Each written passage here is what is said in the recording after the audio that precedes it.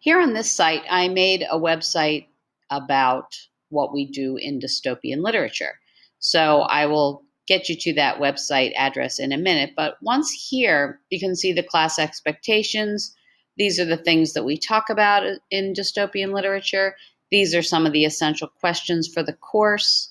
These are goals and expectations or goals and objectives that I have for the students by the end of the semester, what they will know and be able to do. This also lists some of the books that we read. Right now, we're reading The Handmaid's Tale, and we usually read Fahrenheit 451 and The Road. But last year, we did dystopian novels for lit circles, meaning that kids got into groups, and each group read a different book and they discussed them together. I don't know that we can do that this year because I have not been able to put the kids in groups. That's kind of the problem with that. But there's a variety of, they are supposed to be reading a book that they chose themselves in addition to The Handmaid's Tale, and they have the whole semester to read that other book that they chose. So the other place that's really important for parents to go is to Google Classroom. So I have a lot of different classes. And there was a lot of confusion at the beginning of the year for students having to look at two different schedules, cohort A and cohort B. So I divided them up by cohort. So they each have their own Google Classroom.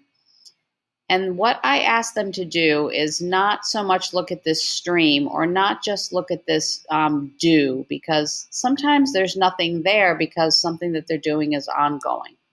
So what I would like them to do is go to classwork, and then I always post a calendar at the beginning of each week. I usually send this out to them on Sunday night so they know what they've got for the upcoming week. And it tells what they need to do on their online days, what we're doing in class, and what they need to be doing when they're remote. So there should be no question, but there often is. Once they look at the calendar, then they can go to the list of assignments that I've put here. And I've tried to make it very clear by this is what you need to do on Monday, on Tuesday, on Wednesday, etc.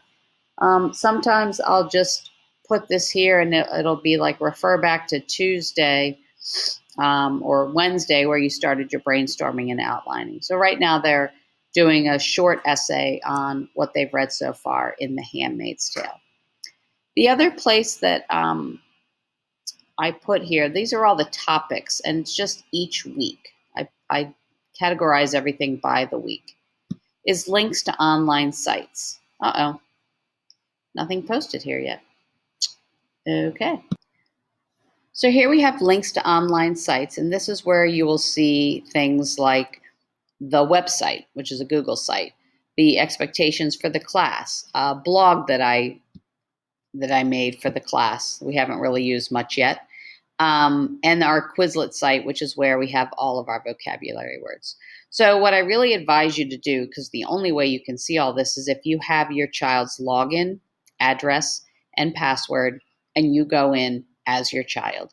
And then you can see all of my assignments. You can also see all of their work.